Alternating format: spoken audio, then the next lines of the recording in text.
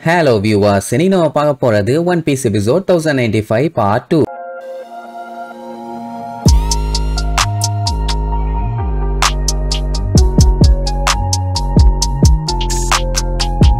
Open பண்ணா அந்த பீத்தாகரஸ்ங்கிறவன் சண்டைய stop பண்ணுவான்னு பார்த்தா நம்ம ஆளுக போட்ட சண்டைய வச்சு அவங்க எப்படி சண்டை போடுறாங்க, எந்த மாதிரி எல்லாம் சண்டை போடுறாங்க, இப்படி அட்டாக் பண்ணாங்கன்னா எப்படி ரிட்டர்ன் அட்டாக் பண்ணலாம், அதுல எப்படி எஸ்கேப் ஆகலாம், அதுல எவ்வளவு பவர் இருக்கும், எந்த ஆங்கிள் இருந்து அட்டாக் பண்ணலாம் அப்படிங்கிற மாதிரி டேட்டா எல்லாத்தையுமே ஒண்ணு விடாம கலெக்ட் பண்ணிட்டு இருப்பான். அவனுக்கு சந்தோஷம் தாங்க முடியல. ஏன்னா இவ்வளவு டேட்டா இது வரைக்கும் அவனுக்கு கிடைச்சதே இல்ல. அங்க அவன் பாத்தீங்கன்னா சஞ்சி எல்லாம் போட்டு திருக்க விட்டுட்டு இருக்கான். ஏன்னா அந்த செரஃபீம் கத்துக்குது, இப்படியே இது சண்டை போட்டுச்சுன்னா கண்டிப்பா நல்லா க்ரோ ஆயிரும். இப்ப சண்டை போற எக்ஸ்பீரியன்ஸ் பாத்தீங்கன்னா அதோட பிளட் லைன்ல வந்து அப்படியே ஸ்டோர் ஆயிரும். அப்படின்னா இதே மாதிரி அட்டாக்க இதுக்கப்புறம் யாரு பண்ணாலும் சரி அதுல இருந்து எப்படி எஸ்கேப் ஆகணும், எப்படி கவுண்டர் அட்டாக் கொடுக்கணும்னு எல்லாமே அதுக்கு தெரியும். சிம்பிளா சொல்ல போனோம்னா இது ஒரு ஆர்டிபிஷியல் இன்டெலிஜென்ஸ். அங்க லிலித் கத்திட்டு இருப்பா, சாகுங்க, கிவ் அப் பண்ணுங்க, கிவ் அப் பண்ணுங்கன்னு. நம்மளால கடைசி சொட்டு ரத்தம் இருக்க வரைக்கும் கிவ் அப் பண்ணுவாங்களா என்ன? நான் சண்டை போட்டதுல பயங்கரமா மூச்சு வாங்கிட்டு இருப்பாங்க. இப்ப என்னன்னா அந்த செரஃபீம் வந்து பயங்கரமா டெவலப் ஆகிக்கிட்டே இருக்குது. இதே மாதிரி போச்சுன்னா கண்டிப்பா நம்மளால தோக்கடிச்சிரும். இதுல வேற அதோட உண்மையான பவரை காமின உடனே இங்க நம்மளுக்கு அத்தனை பேருமே ரவுண்ட் கட்டி அதை அட்டாக் பண்ண ஆரம்பிச்சிருவாங்க. சண்டை வேற லெவல்ல போயிட்டு இருக்கும். எடிசன் என்ஜாய் பண்ணிட்டு இருப்பான், வாவ் ஐடியா தாறுமாறா வந்துகிட்டு இருக்குதுன்னு. அதே நேரம் அட்லஸ் பாத்தீங்கன்னா ஊருக்குள்ள இருக்க அந்த டிராகனோட பயங்கரமா சண்டை போட்டு போராடிட்டு இருக்குது. நம்ம 5 பங்க பார்த்துட்டோம். இனி பேலன்ஸ் கடைசியா இருக்கிறது அந்த கிரீடுங்கிற யாக்கு. அவ பாத்தீங்கன்னா தூங்கிட்டு இருப்பா.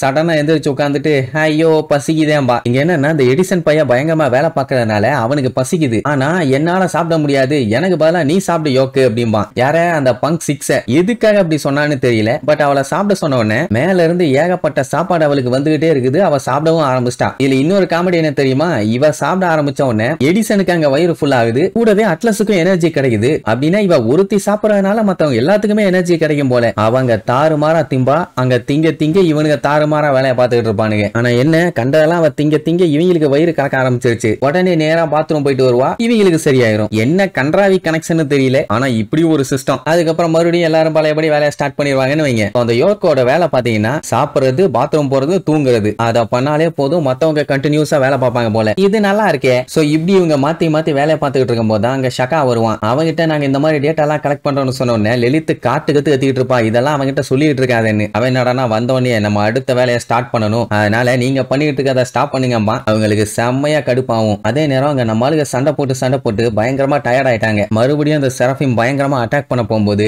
எல்லாம் எப்படியாச்சும் எஸ்கேப் ஆகலான்னு ட்ரை பண்ணுவாங்க. ஆனா அந்த லிலித் என்ன பண்ணிடுவா, நம்ம ஆளுங்க போட்டிருக்க சூட் எல்லாமே அவங்களோட டெக்னாலஜி தானே, அதை யூஸ் பண்ணி அத்தனை பேரும் அந்த அட்டாக்ல இருந்து மிஸ் ஆயிடக்கூடாதுன்னு மொத்த பேர்த்தையும் இழுத்து ஒரே இடத்துல ஸ்டாப் பண்ணிடுவா. சோ இப்போ அவங்களால மூவ் பண்ண முடியல. இந்த டைம் மட்டும் அவன் பவரை வச்சு அடிச்சான்னா டெஃபினட்டா எல்லாம் காலி. ஏய் இதெல்லாம் என்னடா நியாயம், போங்காட்டம் ஆடிட்டு இருக்கீங்களேன்னு கத்துன்னு கத்துவாங்க. கத்தி என்ன பிரயோஜனம், ஃபுல்லா பவர் எடுத்துட்டா 5 பேர் இப்ப காலின்னு முடிவே ஆயிருச்சு. இப்ப மட்டும் இவளுக்கு ஏதாச்சும் ஆச்சுன்னா லூஃபி இந்த மொத்த எல்லாம் குளுத்திர மாட்டான். ஆனா நல்ல வேலை அந்த மாதிரி எதுவும் நடக்கல. அதுக்குள்ள அந்த ஷக்கா வந்து அட்டாக்க ஸ்டாப் பண்ணிடுவான். அது மட்டும் இல்லாம லிலித், எடிசன், பித்தாகரஸ் இவங்க கிட்ட இதோட போதும் எல்லாத்தையும் ஸ்டாப் பண்ணிட்டு கிளம்புங்கம்மானா லிலித் எல்லாம் பயங்கரமா கடுப்பாயி காட்டு கத்திட்டு இருப்பான். நம்மளுக்கு ஒரே கன்ஃபியூஷன், இவன் என்ன நம்மளுக்கு ஹெல்ப் பண்ண வந்திருக்கானா இல்ல வேற ஏதாச்சும் பிளான் பண்ணிட்டு வந்திருக்கானான்னு. ஆல்ரெடி லிலித்துமே நல்லா இனிக்க பேசிதான் இவ்வளவு தூரம் கூட்டு வந்து ஆப்பு வைக்க பார்த்தா, இதுல இவன் என்ன பண்ண போறான்னு தெரியலையேன்னு ஒரே பீதி. அவன் நான் தான் வேகா பங்கு 1, என் பேரு ஷக்கான்னு இன்ட்ரோடியூஸ் பண்ணிக்குவானா. ஆமா எங்களை கூப்பிட்டு வந்தாலே அவளுக்கு என்ன பைத்தியம் பிடிச்சு போச்சா, எதுக்கு இந்த மாதிரிலாம் பண்றீங்கன்னு சொல்லி காட்டு கத்துவாங்க. அவன் அதெல்லாம் பெருசா கண்டுக்கல. ஆமா நீங்க தான் ஸ்டார் ஹாட்ஸான்னு கேட்டோன்னா ஆமாடா வெண்ணே, ஆமா எங்களால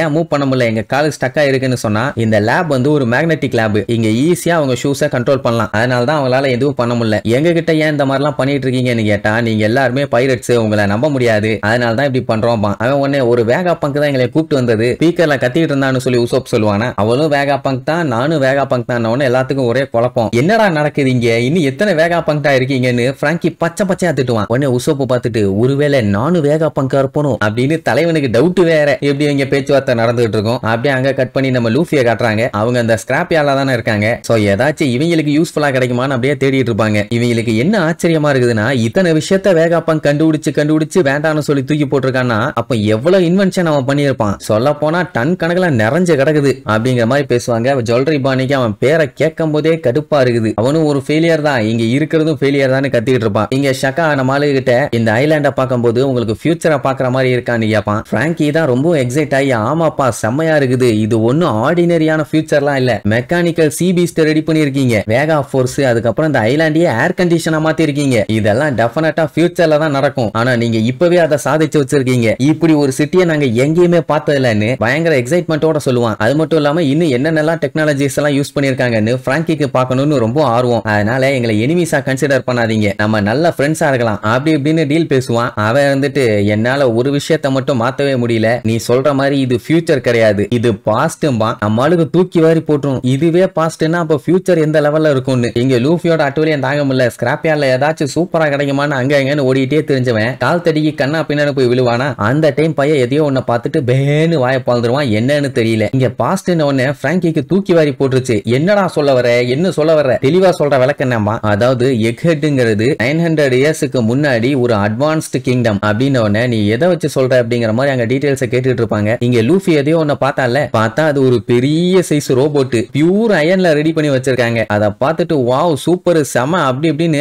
ஆடி போயிட்டாங்க. இதையே தோக்கடிக்கிற அளவுக்கு சண்டை நடந்திருக்கா அப்படிங்கிறது ஃபர்ஸ்ட் ஆச்சரியம். அண்ட் இந்த ரோபோட்டை பார்க்கும்போதே நல்லா தெரியுது ரொம்ப காலங்களுக்கு முன்னாடி இதை உருவாக்கி இருக்காங்கன்னு. அப்படின்னா அந்த அளவுக்கு அட்வான்ஸ்டா இருந்திருக்காங்களான்னு மிரண்டுட்டாங்க. நம்ம ஆளுங்க இந்த மாதிரி ரோபோட்டை பார்த்தாங்கன்னா என்ன பண்ணுவாங்க, பிரிச்சு மேற வேலையா பார்ப்பாங்க, நெவர். எப்படியாச்சும் அதை ஆன் பண்ணி அது மேல ஏறி உட்கார்ந்து ரைடு பண்ணணும் தான் ஆசைப்படுவானுங்க. அது ஒர்க் ஆகுதா இல்லையான்னு கூட யோசிக்கல, ஜாலியா ரைட் பண்ணுவோம்னு சொல்லிட்டு லூஃபியும் சாப்பரும் அடிச்சு புடிச்சு மேல ஏறிட்டு இருப்பானுங்க. சரி இதுக்கப்புறம் அந்த வேகா பங்கோட ஆளுங்க எல்லாம் என்னென்ன வேலைத்தனம் பண்ண போறாங்கன்னு அடுத்தடுத்த எபிசோட்ல பார்க்கலாம். டாடா.